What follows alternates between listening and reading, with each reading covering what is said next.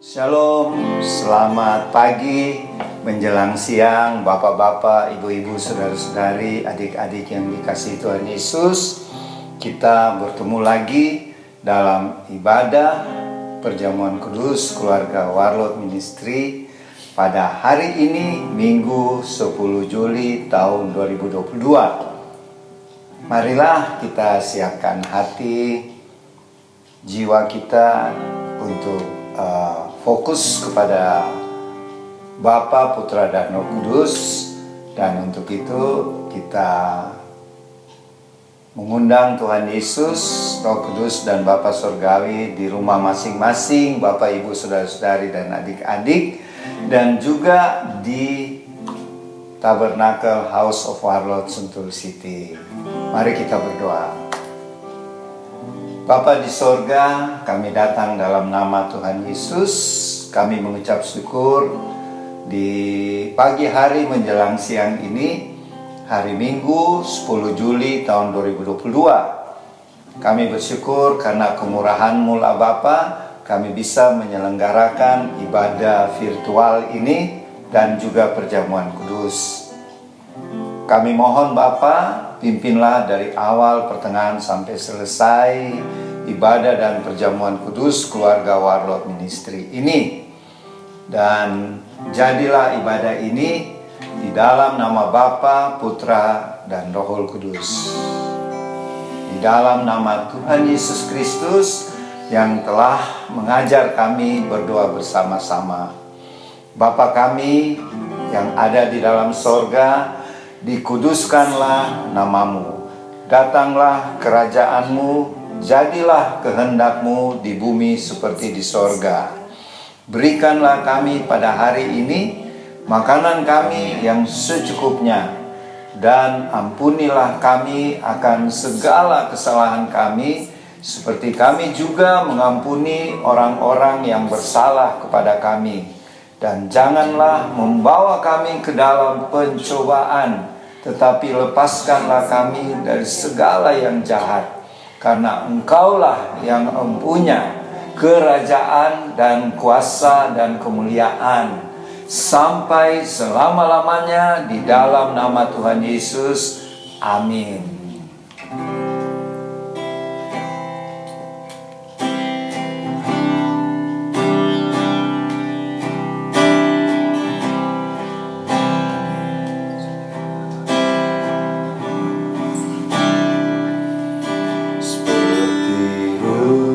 Saya haus, rindu aliran sungai-Mu.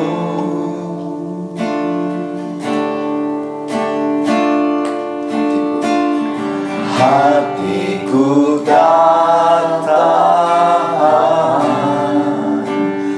menunggu-Mu.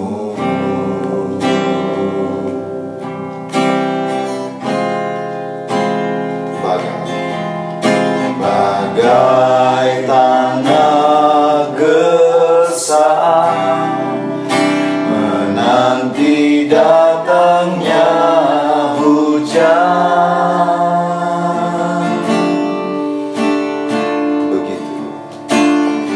begitu pun jiwaku, Tuhan.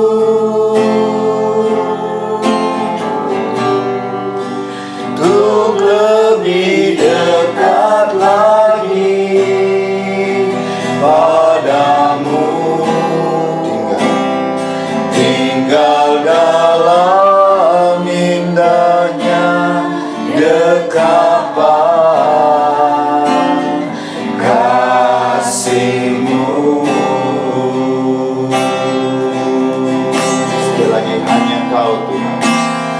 Hanya Engkau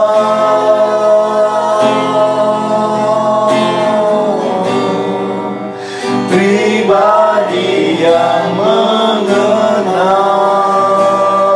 hatiku. Tiada yang tersembunyi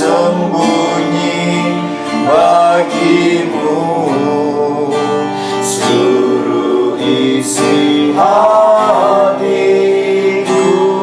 Kau tahu, dan bawaku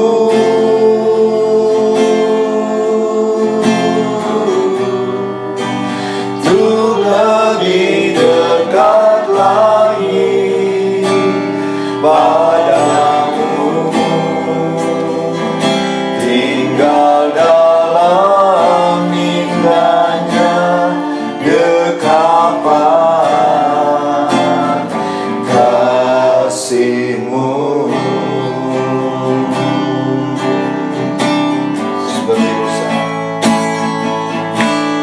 Seperti usaha yang haus, rindu aliran sungai-Mu.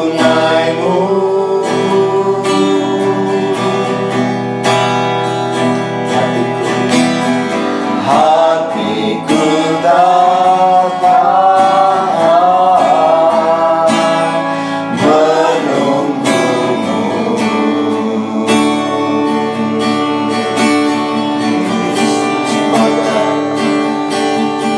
Bagai tanah gersang menanti datangnya hujan,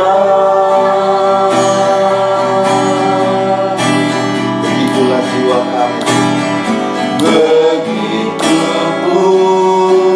jiwaku, ya Tuhan.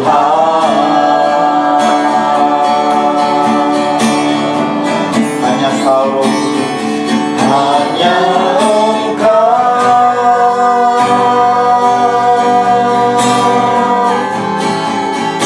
pribadi yang mengenal hatiku. Tiada satupun, tiada yang tersembunyi bagimu. Seluruh isi hati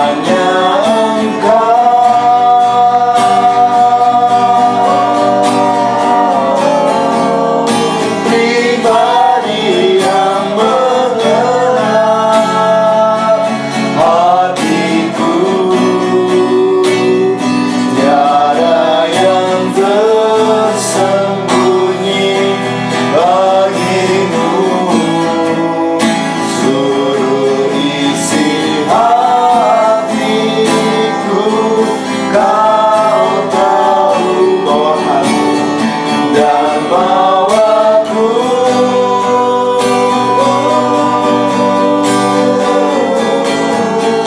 untuk lebih dekat lagi hanya padamu, tinggal bersama di segala indahnya dekapan kasih-Mu. Hanya Kau,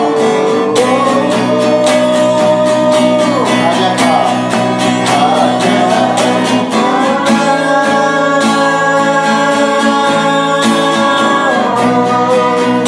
pribadi yang mengenal hatiku. Tiada yang tersembunyi bagimu. Seluruhnya Tuhan, seluruh isi hatiku Kau tahu, dan bawaku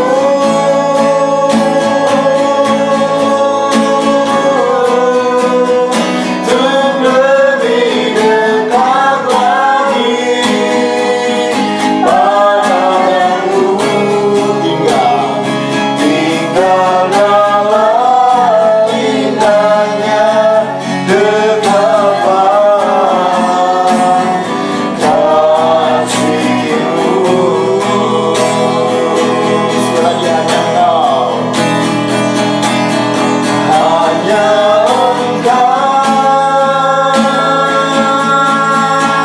Engkau ya Tuhan, pribadi yang mengenal hatiku. Tiada yang tersembunyi bagimu. Seluruh isi hatiku Kau tahu, dan bawaku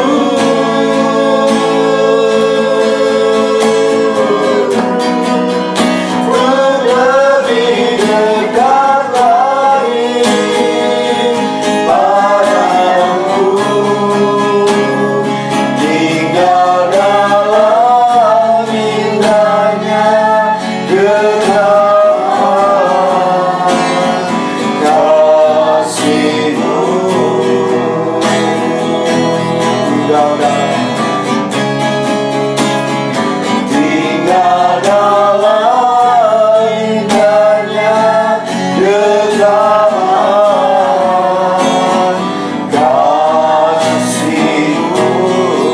kasih-Mu. Tinggal dalam indahnya dekapan kasih-Mu.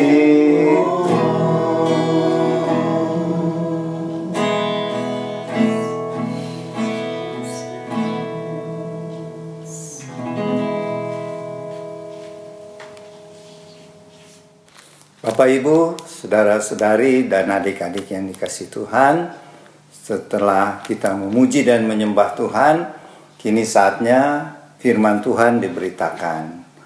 Mari kita siapkan firman yang akan kita baca, kita renungkan, dan akan diberitakan. Kita siapkan dari kitab Injil Lukas pasal 12. Kita baca mulai dari ayat 13 sampai 21. Kitab Injil Lukas pasal 12 ayat 13 sampai 21. Mari sebelumnya kita mohon pimpinan Allah Roh Kudus. Kita berdoa. Bapa Surgawi, kini saatnya kami mau duduk tenang, mendengarkan pemberitaan firman-Mu.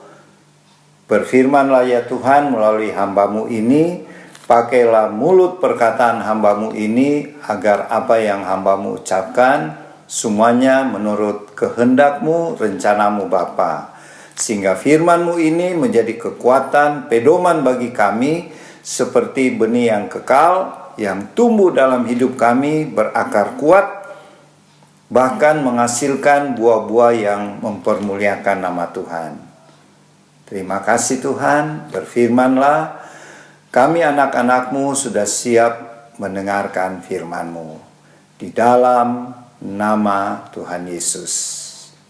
Mari kita baca dari Injil Lukas pasal 12 ayat 13 sampai 21. Lukas pasal 12 ayat 13 sampai 21 dengan judul perikopnya orang kaya yang bodoh. Seorang dari orang banyak itu berkata kepada Yesus, "Guru, katakanlah kepada saudaraku supaya ia berbagi warisan dengan aku." Tetapi Yesus berkata kepadanya, "Saudara, siapakah yang telah mengangkat aku menjadi hakim atau pengantara atas kamu?" Katanya lagi kepada mereka, "Berjaga-jagalah dan waspadalah terhadap segala ketamakan, sebab walaupun seorang berlimpah-limpah hartanya, hidupnya tidaklah tergantung daripada kekayaannya itu." Kemudian ia mengatakan kepada mereka suatu perumpamaan, katanya, "Ada seorang kaya, tanahnya berlimpah-limpah hasilnya. Ia bertanya dalam hatinya, 'Apakah yang harus aku perbuat, sebab aku tidak mempunyai tempat di mana aku dapat menyimpan hasil tanahku?' Lalu katanya, 'Inilah yang akan aku perbuat. Aku akan merombak lumbung-lumbungku dan aku akan mendirikan yang lebih besar dan aku akan menyimpan di dalamnya segala gandum dan barang-barangku. Sesudah itu aku akan berkata kepada jiwaku, jiwaku, ada padamu banyak barang, tertimbun untuk bertahun-tahun lamanya. Beristirahatlah, makanlah, minumlah, dan bersenang-senanglah.' Tetapi firman Allah kepadanya, 'Hai engkau orang bodoh, pada malam ini juga jiwamu akan diambil daripadamu, dan apa yang telah kau sediakan, untuk siapakah itu nanti?' Demikianlah jadinya dengan orang yang mengumpulkan harta bagi dirinya sendiri, jikalau ia tidak kaya di hadapan Allah." Amin.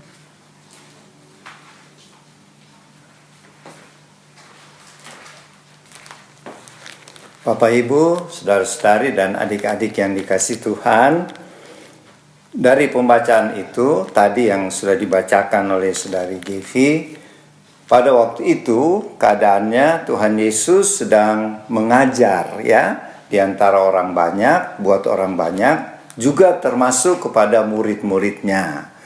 Pada waktu ia sedang mengajar, datanglah seorang muda dan bertanya kepada Tuhan Yesus, "Katakanlah kepada saudaraku untuk berbagi hartanya." Jadi rupanya orang muda ini sedang mendapat warisan dari ayah mereka. Dia bersama kakaknya, tetapi rupanya ada tidak persesuaian paham tentang wasiat dari ayahnya itu. Dan dia datang kepada Tuhan Yesus, karena Tuhan Yesus pada waktu itu dikenal sebagai seorang rabi, pengajar atau guru.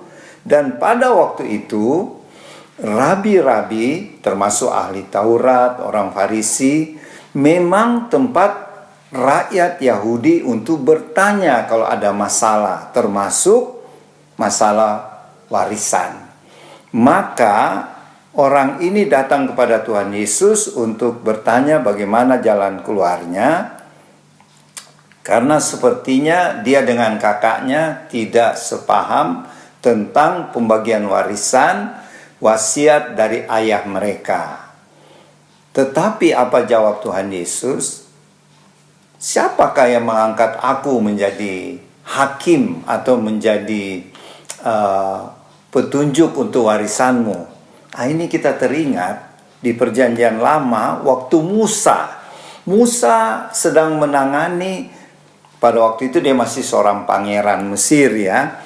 Dia mau menangani dua budak orang Yahudi, karena waktu itu bangsa Yahudi masih budak ya di Goshen di tanah Mesir. Ada dua orang budak bangsa Israel Yahudi yang sedang bertengkar, dan Musa datang untuk menengahi atau mengadili atau memberikan jalan keluar. Tetapi salah satu dari mereka, siapakah yang tunjuk kamu untuk menangani kami? Nah, ini mengingatkan kita, Tuhan Yesus juga tidak mau diangkat sebagai hakim mereka. Karena Tuhan datang untuk memberitakan Injil kerajaannya. Dan hal yang kedua, dia datang yaitu tugas penyelamatan manusia. Dia datang sebagai juru selamat manusia yang akan dia tuntaskan di kayu salib, ya, sebagai anak domba Allah. Dan Tuhan Yesus katakan kemudian kepada orang muda yang meminta saran pada Tuhan Yesus melalui satu pengajaran berupa perumpamaan. Perumpamaan itu berkata begini, ada seorang yang kaya, ya. Dia waktu itu sedang panen luar biasa dengan hasil tanahnya, yaitu gandum, ya. Dan dia berkata kepada dirinya, aku mau bangun lagi lumbung yang lebih besar. Dan kemudian waktu aku panen nanti, aku masukkan itu hasil panenku, gandum-gandum itu ke dalam lumbungku. Dan setelah itu aku berkata kepada jiwaku, beristirahatlah. Tetapi Tuhan Yesus katakan dalam perumpamaan itu, kamu cuma memikirkan hartamu. Tetapi ketika pada waktu malam Tuhan mencabut nyawanya, dia meninggal, harta yang dia kumpul di lumbung itu untuk siapa nanti? Jadi kata Tuhan Yesus di ayat yang terakhir, demikianlah jadinya kalau orang mengumpulkan harta bagi dirinya sendiri, itu dikatakan ia tidak kaya di hadapan Tuhan, ya. Jadi miskin di hadapan Tuhan. Jadi meskipun dia kaya, tetapi kan dia cuma ingat dirinya sendiri, tidak mengingat orang lain, dia dikatakan miskin di hadapan Allah, tidak kaya di hadapan Allah. Nah, itulah perumpamaan orang kaya yang bodoh sebagai jawaban Tuhan atas permintaan anak muda yang meminta saran kepada Tuhan Yesus tentang harta warisan yang dia mau bagi, yang dibagi oleh ayahnya. Apa arti, makna dari perumpamaan ini bagi kita orang-orang percaya di akhir zaman ini? Yang pertama, Tuhan Yesus katakan melalui perumpamaan itu, Tuhan tidak melarang orang menjadi kaya, ya. Tidak ada satu kata pun Tuhan Yesus bilang, hai kamu tidak boleh jadi kaya. Tidak. Kita lihat juga di Alkitab, Abraham, dia adalah seorang yang kaya, ya. Bapa orang percaya, dia kaya raya. Kemudian anaknya Ishak, begitu juga kaya raya.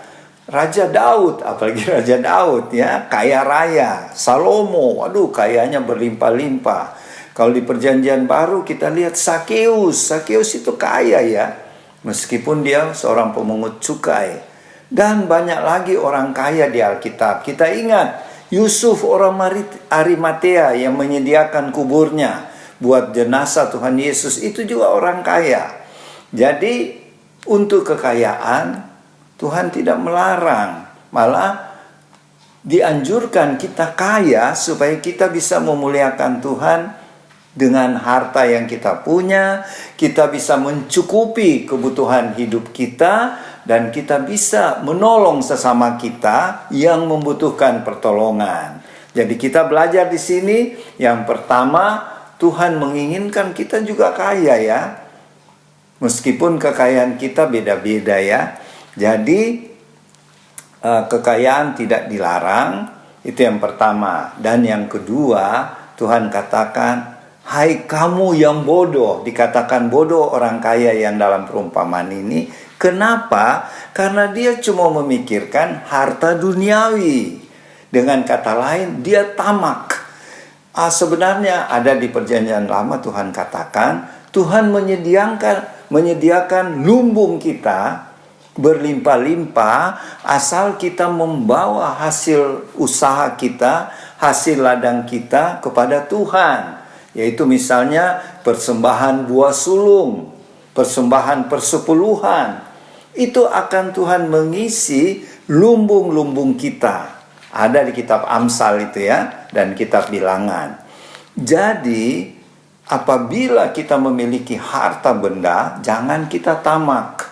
Karena ada di Perjanjian Lama juga di kitab Amsal berkata, ketamakan itu sama dengan penyembahan berhala, okultisme ya. Kenapa? Sebab kalau orang tamak, dia mementingkan harta daripada yang memberikan harta, yaitu dalam hal ini Tuhan. Tuhan yang memberikan kita harta dunia ini. Tetapi kalau kita tamak, kita cuma tamak itu artinya gini, sudah dikasih Tuhan sekian, mau lagi, tidak pernah puas. Ibarat gini, orang yang haus dikasih minum, dia haus terus. Nah, itu dikatakan tamak. Bahasa Inggrisnya greedy ya, greedy, rakus, tamak. Itu yang Tuhan tidak mau. Jadi Tuhan sarankan kepada kita, termasuk anak muda yang bertanya itu, jangan kita tamak akan harta. Kalau kita kaya atau punya biarpun sedikit, seperti janda di Sarfat ya, dia punya sedikit, tetapi waktu hamba Tuhan Nabi Elia meminta, dia tidak tawar-menawar, dia tidak bilang, wah kan tadi saya sudah bilang Nabi Tuhan, kalau saya masak dan saya makan dengan anakku, habis itu kami mati. Tetapi Elia tetap meminta, buatkanlah aku kue, roti dan berikan kepadaku. Dan kita belajar dari janda Sarfat ini. Dia sudah miskin, tapi dia tidak ingat dirinya. Bahkan dia turut perintah Nabi itu. Nabi itu kan hamba Tuhan ya. Jadi kita belajar di sini, kekayaan itu atau kemurahan hati tidak bergantung kekayaan. Apalagi kalau kita kaya, kita harus murah hati, harus menolong sesama kita yang membutuhkan. Itu sebenarnya makna pelajaran kedua dari perumpamaan ini. Tetapi si orang kaya ini dalam perumpamaan ini dikatakan bodoh oleh Tuhan karena dia tamak. Dan kalau kita baca dari ayat 18 dan 19, di situ banyak kata akunya. Kalau aku nanti panen besar, saya mendirikan lumbungku yang lebih besar. Aku terus. Jadi di ayat 18 sampai 19, kalau saya hitung kata-kata aku dan tentang dirinya, ada 13 kali. Ini tandanya orang ini egois sekali. Dia dikasih kekayaan oleh Tuhan, tapi dia cuma ingat dirinya. Dia tidak ingat orang-orang yang susah, orang miskin, orang yang menderita, yang membutuhkan pertolongannya. Sebab kita ingat Bapak Ibu saudara-saudari adik-adik yang dikasihi Tuhan, semua yang kita miliki, misalnya waktu, kita gunakan dengan baik seperti beribadah kepada Tuhan saat ini. Ya, waktu, kesehatan. Kalau kita sehat-sehat, pakailah untuk bersaksi, melayani Tuhan, bekerja, belajar, studi, dan buatlah hal-hal yang bersifat kekal. Itulah Tuhan katakan, cari dulu kerajaan sorga dan kebenarannya, maka semua yang kita perlukan Tuhan akan beri.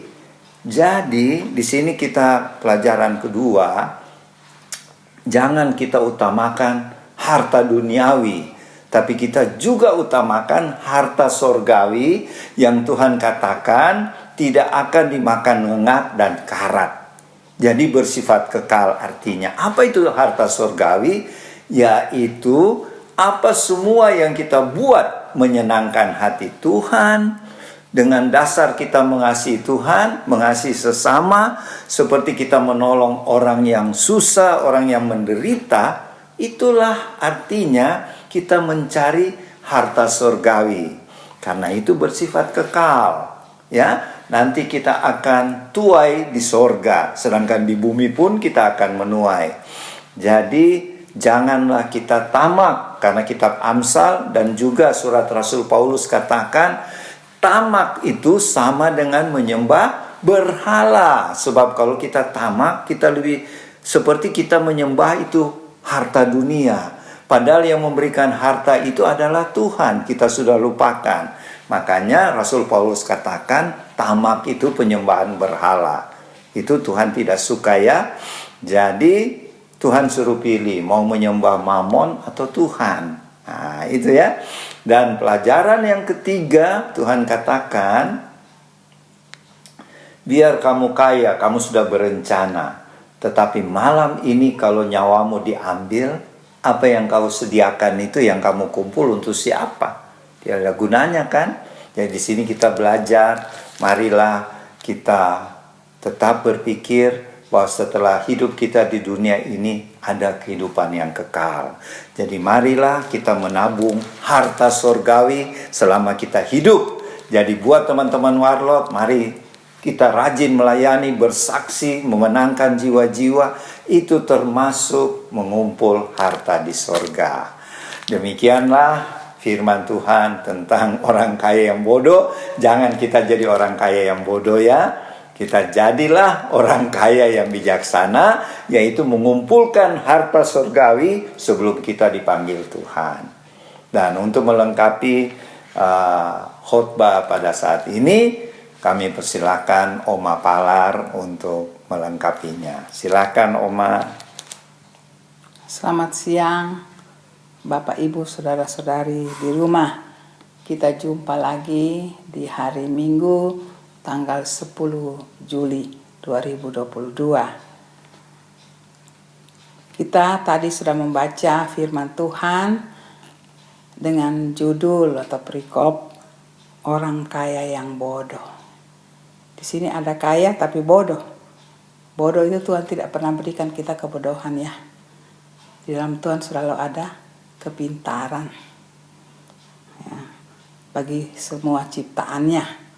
Ya, malah akan lebih lagi dengan kata hikmat. Firman Tuhan ini dimulai dengan kata,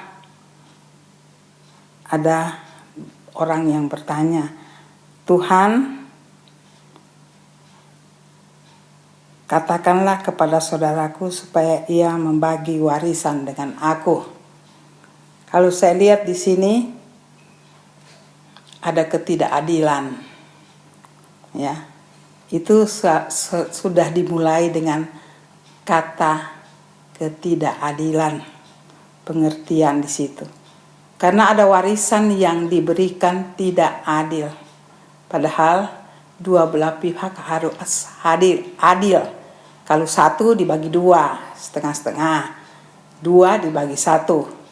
Tetapi yang datang ini, saudara yang tidak mendapat bagian ketidakadilan. Pembagian harta itu dimulai dari kata kita tahu, kita mengerti tidak adil. Ketidakadilan tidak ada dalam Tuhan. Ya. Ketidakadilan berarti tidak ada kasih. Ya. Tidak ada satu damai sejahtera. Dan di situ ada jawaban Tuhan yang kita katakan bahwa siapa yang telah mengangkat aku menjadi hakim atau pengantara atas kamu. Tuhan berkata pada orang tersebut yang bertanya.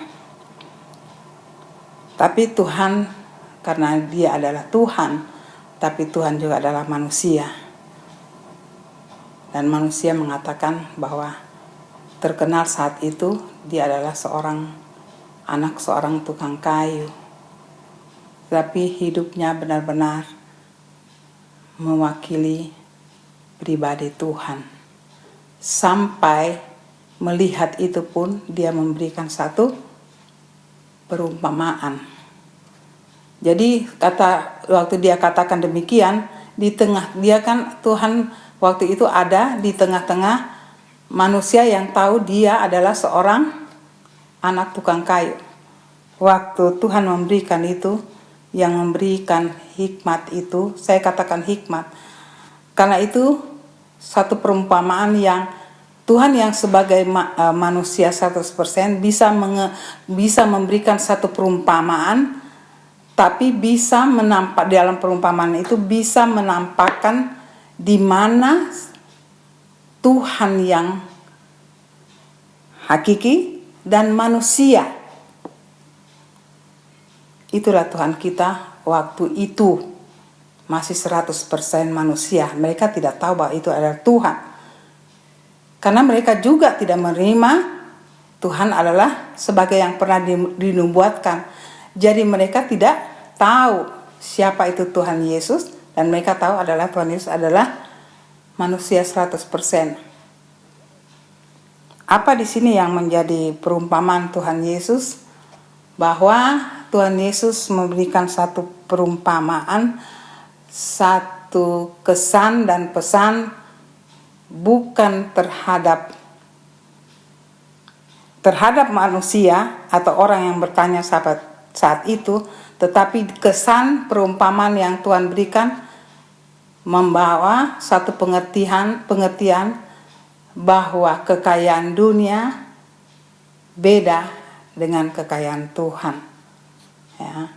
Yang Tuhan tekankan di sini memberi pelajaran kepada orang yang bertanya itu. Saya percaya secara manusia waktu dia bertanya, sebagai manusia lain sesama, kita mengatakan kasihan ketidakadilan menimpa orang itu bagi saudaranya yang mengambil seluruh kekayaan warisan bapaknya. Tapi Tuhan melihat yang paling dalam. Tuhan memberikan perumpamaan, di dalam perumpamaan itu ada hiburan bagi yang tidak adil. Dalam hal ini orang yang bertanya pada Tuhan Yesus.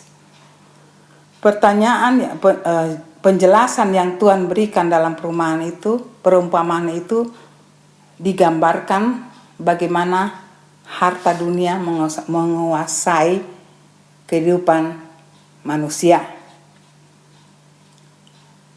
Ada hal kesan yang Tuhan katakan itu, kalau kita punya harta dunia, ya, dan kita melihat harta dunia itu dari mata dunia, mata daging kita, maka timbul kata keserakahan, tamak yang Tuhan katakan di sini juga. Jadi di sini kita bisa ambil kita mengerti dulu, Tuhan mengatakan kalau kita punya harta tetapi kita lihat dengan hati, mata, ya kata orang mata dunia, maka yang timbul ini apa yang Tuhan katakan, keserakahan, ketamakan, malah tidak ada kepuasan di dalamnya. Kita mau lihat itu dan kita lebih di situ ada penderitaan, di situ ada kata ketamakan, rakus, kesombongan, dan egois, memikir diri sendiri, ketakutan, tidak punya harta yang bisa menjamin masa hidup kita selama kita hidup di dunia. Itulah nilai-nilai dunia. Nilai-nilai dunia yang mempunyai harta tapi dilihat secara mata dunia, mata daging. Itu Tuhan memberi kesan di perumpamaan ini. Tuhan inginkan memberikan satu perumpamaan, memberikan kesan pada orang yang bertanya itu, bahwa kamu kalau bisa Tuhan berbicara, saya coba renungkan, kalau kamu punya harta, di situ yang kamu lihat di sini ketidakadilan, akan terjadi seperti yang Tuhan katakan saudaramu itu. Jadi Tuhan menenangkan orang yang bertanya itu. Kalau kita mengumpul harta, mau meraup semua, tidak melihat orang lain, ya, mau dia yang sendiri punya, dia menguasai, ya. Padahal di situ ketidakadilan, dia tidak bisa melihat lagi ketidakadilan itu, ya, yang wajar, ya. Apalagi mau melihat Tuhan di dalam kekayaannya.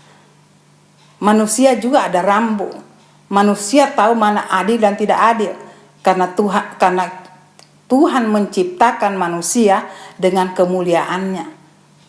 Berarti dalam diri manusia tahu nilai-nilai itu. Ya. Manusia pun yang belum tahu siapa Tuhan Yesus tahu hal itu. Tapi kita lihat bagaimana seseorang yang dikuasai oleh dunia. Ya, ketidakadilan. Dia tidak merasakan itu. Dia tidak punya hati untuk itu. Karena harta dunia sudah menutup.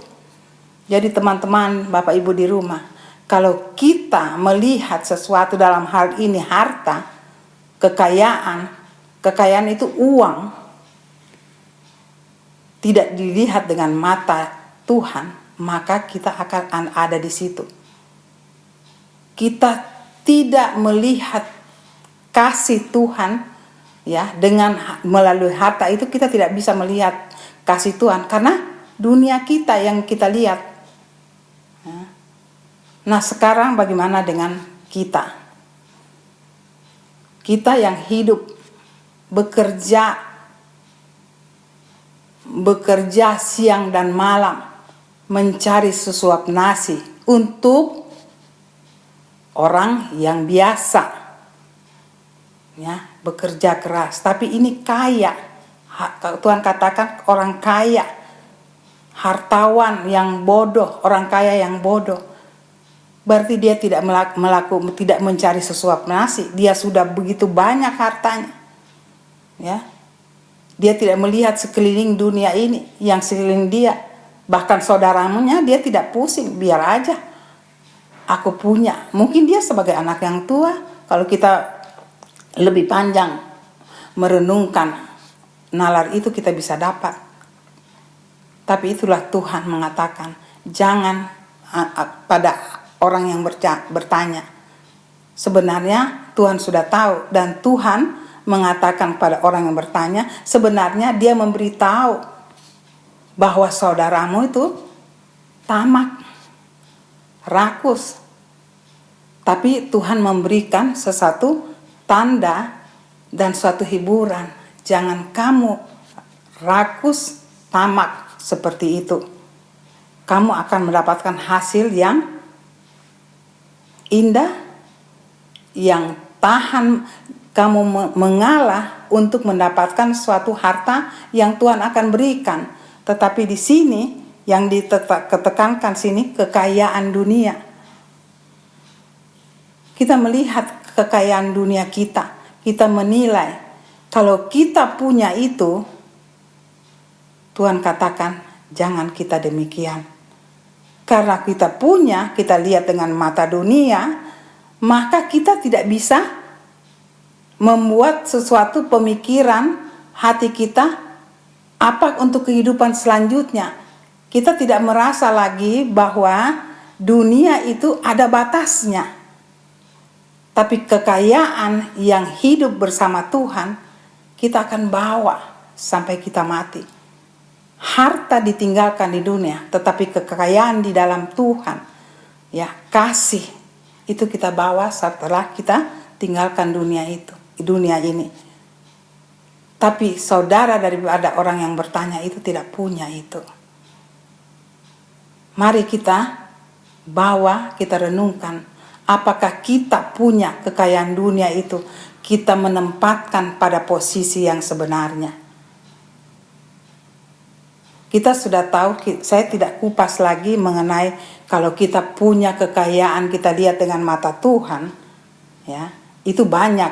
Tapi hari ini Tuhan mengatakan bahwa kekayaan yang hanya dilihat oleh mata dunia. Dan itu pada akhirnya karena ketamakan kita mau kumpul, sampai di sini katakan bahkan memperluas segala harta untuk menyimpan di dalam gudang, padahal ngengat juga bisa makan. Ya. Nah, sekarang mari kita lebih fokus. Apakah kita di rumah, di pekerjaan kita, apakah kita seperti yang Tuhan katakan hari ini? Kekayaan kita sudah tidak memikirkan orang lain. aku menjaga hidupku, jangan hari tuaku. Tidak berarti apa-apa, hilang pegangan karena melihat harta. Tapi Tuhan katakan secara tidak langsung di dalam firman hari ini, kita sendiri yang bisa menilainya. Kita melihat di mana yang baik adalah kita punya harta, tetapi kita libatkan Tuhan di dalam. Malah kalau kita bisa lagi menyadarkan diri kita bahwa harta yang kita punya inilah juga pemberian Tuhan. Ya. Inilah juga berkat Tuhan. Maka apa yang kita miliki itu kita taruh Tuhan yang mengaturnya, Tuhan akan memberikan rambu-rambu, ya, akan memberikan satu bagian-bagian yang Tuhan akan bekerja di pikiran kita, bahwa apa yang kamu punya itu akan kembali kepada Tuhan sendiri. Dalam hal ini Tuhan yang mengatur. Tetapi apa yang sekali lagi, apa yang orang kaya yang bodoh ini, tidak ada tangan Tuhan sedikit pun. Dunia yang mengatur. Ya, kekayaan kata Tuhan itu adalah bagian dari mamon. Ya, Tuhan katakan kuasailah mamon, bukan mamon yang menguasai kita. Di dalam pembacaan kita hari ini bisa diwakili juga bahwa orang tersebut dikuasai oleh mamon. Bukan dia menguasai mamon, tapi mamon yang menguasai dia, akhir hidupnya akan hancur. Bahkan Tuhan katakan waktu dia mau meninggalkan dunia ini, tempatnya bukan di surga. Itu mewakili semua kehidupannya sebagai kehidupan di dalam daging. Tuhan Yesus dalam hal ini tidak beracara di dalam kehidupan perumpamaan ini. Nah, secara tidak langsung dia mengatakan kepada orang yang bertanya itu, jangan takut, hidupmu tetap dijamin oleh Tuhan, dan apa yang berakhir dari saudaramu adalah kegelapan. Ya, kita sudah tahu akhir hidupnya di luar Tuhan. Hanya itu yang saya bisa sedikit sharing tambahan untuk firman hari ini. Itu peringatan yang indah bagi kita yang hidup di akhir zaman. Kita siapkan hati kita bukan untuk harta dunia, tetapi harta sorgawi. Untuk siap menyambut Tuhan dalam menjemput kita menuju akhir dari dunia ini, dan menunggu Tuhan datang mengangkat kita. Tuhan memberkati, sampai bertemu di minggu depan. Amin. Bapak Ibu, saudara-saudari yang dikasihi Tuhan, setelah pemberitaan firman Tuhan tadi, marilah kita menjadi pelaku-pelaku firman ya, yaitu kita mencari harta sorgawi, di mana Tuhan katakan ngengat dan karat tidak bisa menghancurkan. Jadi kita tidak dilarang untuk mencari kekayaan dunia, tetapi Tuhan utamakan harta sorgawi ya. Nah, sekarang kita masuk dalam perjamuan kudus. Mari kita siapkan hosti, anggur, roti, sirup atau teh untuk pelaksanaan perjamuan kudus saat ini. Mari kita berdoa untuk persiapannya. Kita berdoa. Bapa Sorgawi, di dalam nama Tuhan Yesus, terima kasih tadi buat firman-Mu, dan sekarang kami mau taat pada perintah Tuhan Yesus untuk melakukan perjamuan kudus sampai menjelang kedatangan-Mu yang kedua kali. Berkatilah dan kuduskanlah hosti, anggur, roti, sirup ataupun teh yang dipakai oleh Bapak Ibu, saudara-saudari dan adik-adik di rumah masing-masing, dan begitu juga kami yang ada di Tabernakel House of Our Lord Sentul City. Layakkan kami Tuhan untuk menerima tubuh dan darah-Mu pada Holy Communion di siang hari ini. Di dalam nama Tuhan Yesus, semua yang siap sama-sama katakan amin.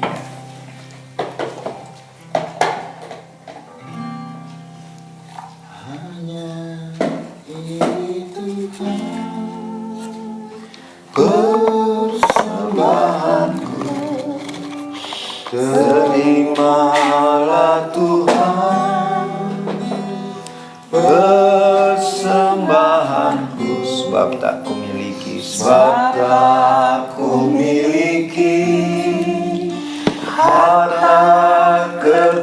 kemuliaan yang cukup berarti untukku persembahkan. Hanya ini Tuhan permohonanku, terimalah Tuhan persembahanku, pakailah hidupku sebagai alatmu seumur hidupku. Oke, di Hosti ada firman. Jadi kalau Bapak Ibu, saudari dan adik-adik di rumah ada firmannya, silahkan baca. Itu merupakan pesan Tuhan bagi kita di siang hari ini. Dan kami yang di Tabernakel Warlot akan membaca Hosti yang ada firmannya. Oke.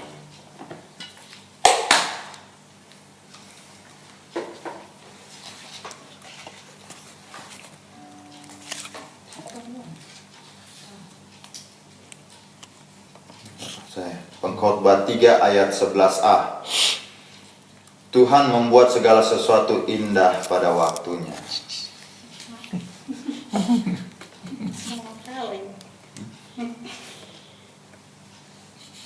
Wow. Mama menyanyi nih Mazmur 23 ayat 3. Menyanyikan gitar, menjaitan. Ia menyegarkan jiwaku, ia menuntun aku di jalan yang benar oleh karena namanya. Sudah. Mazmur 23. Ibrani 13 ayat 6. Tuhan adalah penolongku, aku tidak takut. Aku tidak akan takut. Apakah yang dapat dilakukan manusia terhadap aku? Tidak ada.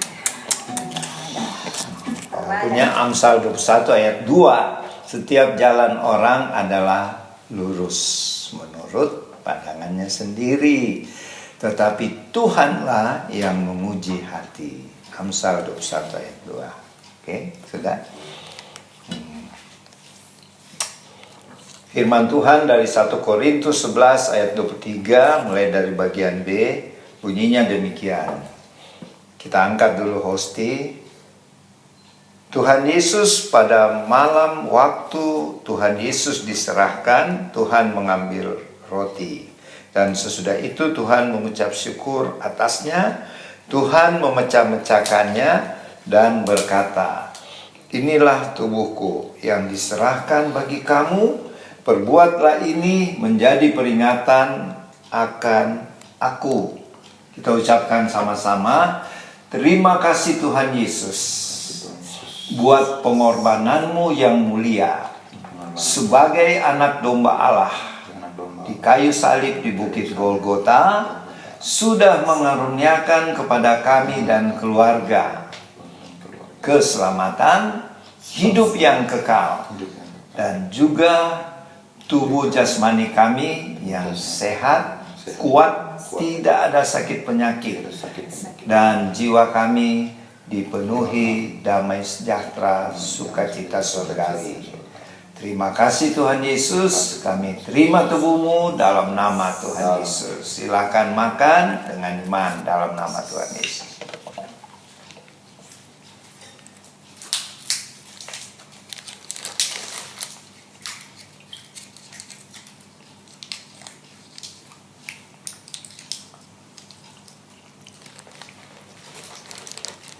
Terima kasih Tuhan Yesus.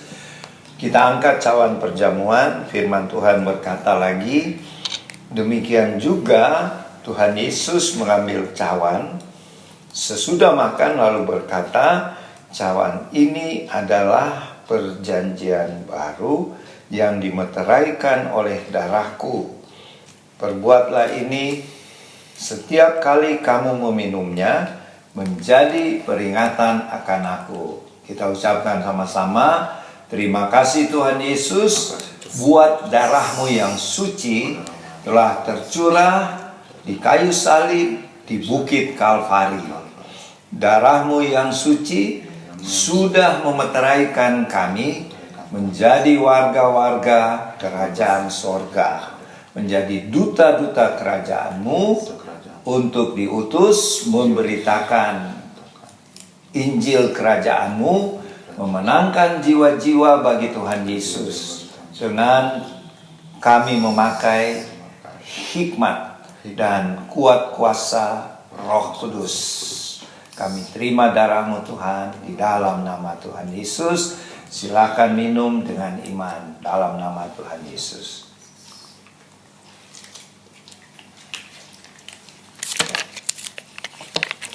Sebagai syukur kita sudah menerima perjamuan kudus, kita memuji dan memuliakan Tuhan lewat kidung pujian.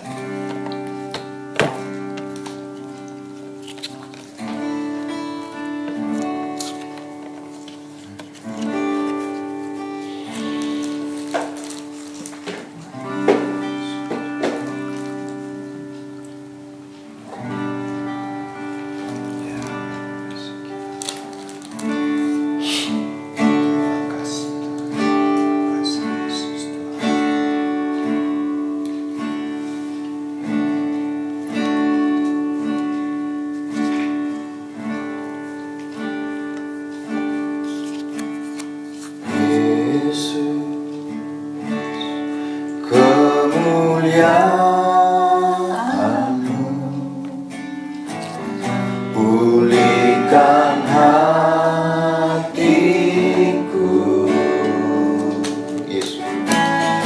Yesus,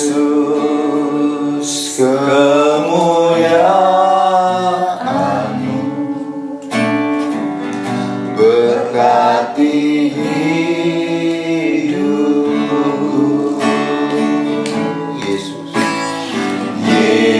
Yesus, kemuliaan-Mu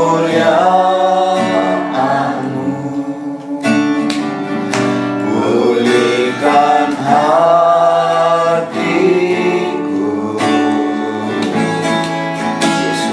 Yesus, kemuliaan-Mu berkati hidupku.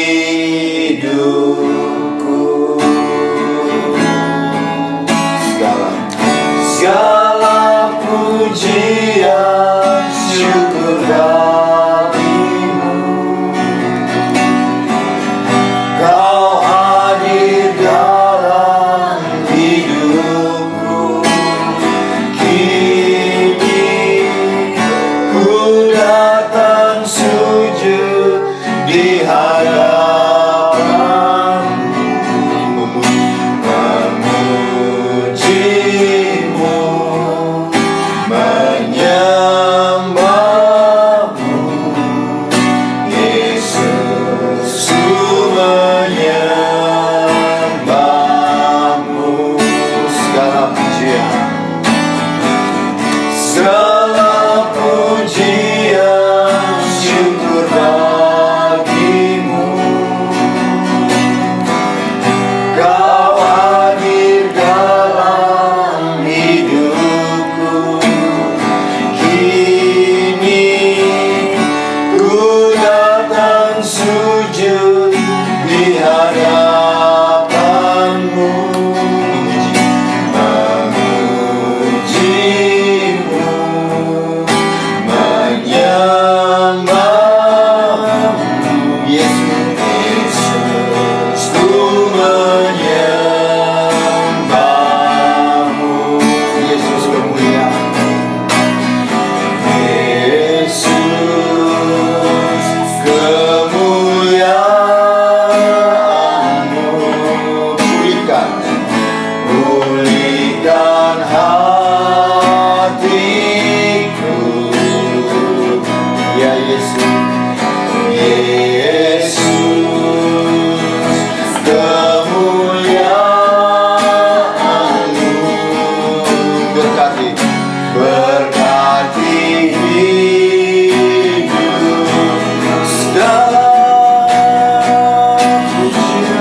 Segala pujian syukur bagimu.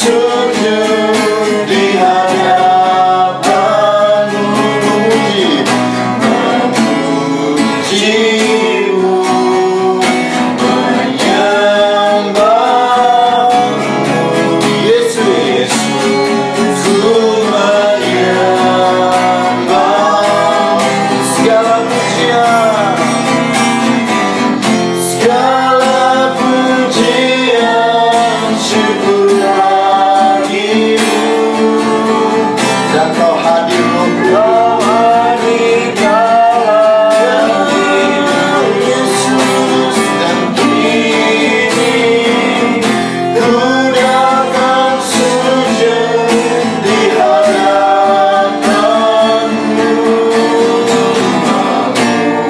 memuji-Mu, menyembah-Mu. Yesus, Yesus, ku menyembah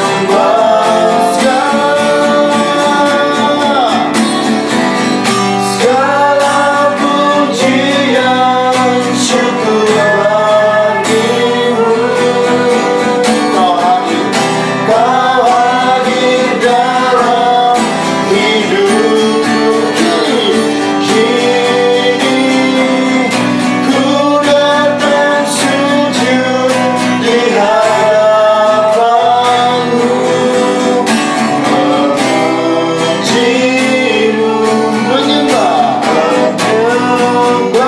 memuji-Mu, menyembah-Mu. Yesus, ku menyembah-Mu dan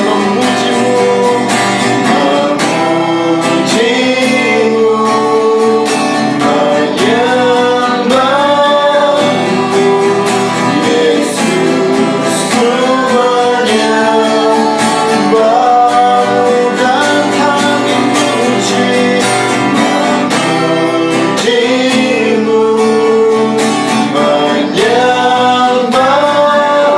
memuji-Mu, menyembah-Mu, memuji, memuji-Mu, menyembah-Mu. Sekali lagi kami memuji dan memuji-Mu, menyembah-Mu.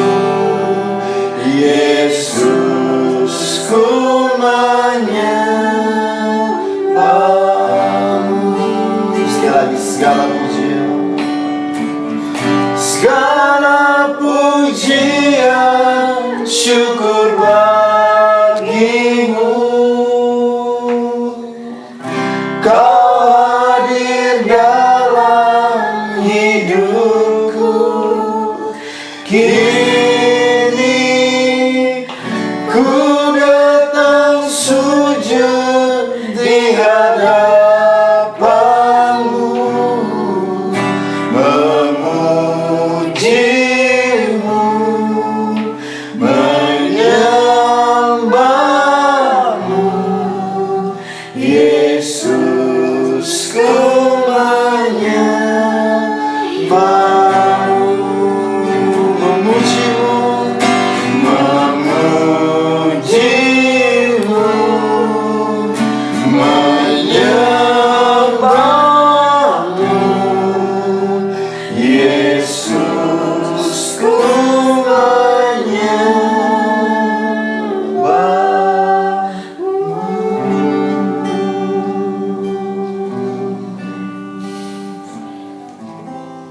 Makasih Tuhan Yesus.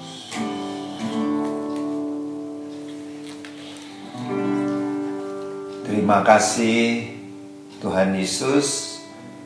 Semoga pujian dan penyembahan kami berkenan di hati-Mu, dan kami percaya Tuhan sudah bertahta di atas puji-pujian kami, yang berarti Tuhan memberkati hidup kami, pekerjaan, bisnis, Bapak Ibu Saudara-saudari, dan juga studi adik-adik, anak-anak kami, cucu-cucu kami yang masih dalam pendidikan.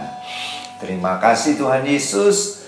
Bila ada Bapak Ibu Saudara-saudari, adik-adik yang mengikuti ibadah pada saat ini, yang bersyukur karena ulang tahun, kiranya Tuhan mengaruniakan panjang umur, berkat berlimpah-limpah, dan disempurnakan sukacitanya. Dan bila ada Bapak Ibu Saudara-saudari yang sedang mengalami masalah yang sangat berat, percayalah Tuhan Yesus sudah katakan, datanglah kepadaku kamu semua yang beban berat, maka Tuhan Yesus akan memberikan kelegaan. Dan masalah-masalah kita pasti Tuhan memberikan jalan keluar yang terbaik. Dan bagi saudara-saudara, Bapak Ibu, dan mungkin adik-adik ada yang dalam keadaan sakit, mungkin sakit karena COVID-19 atau hepatitis akut atau apapun penyakit yang sedang dialami, percayalah bilur-bilur Tuhan Yesus menyembuhkan Bapak Ibu, saudara-saudari atau adik-adik yang sedang sakit. Dengan iman terimalah kesembuhan oleh bilur-bilur Tuhan Yesus, penyakit apapun. Terima kasih Tuhan. Kami berdoa juga untuk keadaan dunia saat ini, di mana peperangan masih berkecamuk di Ukraina maupun di Rusia, di antara rakyat Ukraina dan rakyat Rusia. Gerakanlah hati pemimpin-pemimpinnya, Presiden Putin maupun Zelensky, untuk duduk dalam meja perundingan dan mengadakan gencatan senjata. Terima kasih Tuhan, pakailah Bapak Presiden Jokowi untuk menjadi penengah perdamaian ini, dan berkati juga Bapak Presiden Jokowi sekeluarga, Wapres Maruf Amin sekeluarga, dan semua pejabat pemerintah bangsa kami, baik militer, polisi, hukum maupun sipil, yang bertugas di pusat Jakarta sampai ke pelosok-pelosok desa. Karuniakan mereka Bapa roh takut akan Tuhan, pemerintahan yang bersih dan adil, sehingga bangsa kami semakin diberkati oleh Tuhan Yesus. Pakailah kami warlot Tuhan untuk memberitakan Injil-Mu pada suku-suku yang ada di bangsa kami yang belum mengenal dan percaya Tuhan Yesus, yang masih terikat dengan okultisme, kepercayaan leluhur dan lain sebagainya. Pakai warlot untuk memberitakan Injil-Mu Tuhan, dan persiapkanlah kami untuk pelayanan sehari-hari bagi jiwa-jiwa yang memerlukan kesembuhan, pemulihan, pelepasan dari okultisme, kuasa-kuasa gelap, bahkan dari kutuk-kutuk keturunan.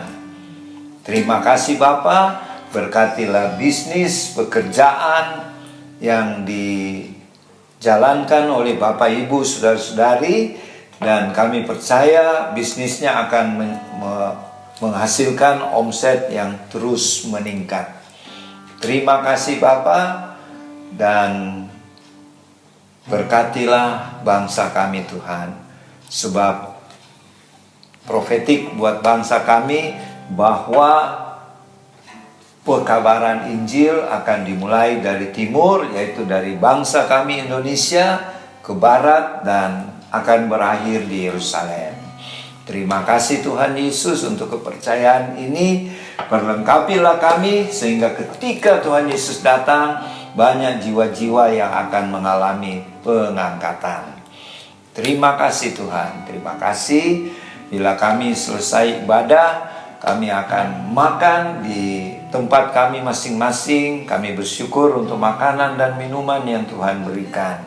Kuduskanlah makanan minuman ini, dan sebelum kami mengakhiri ibadah ini, kami mau memohon dan menerima berkat-berkat daripadamu ya Tuhan.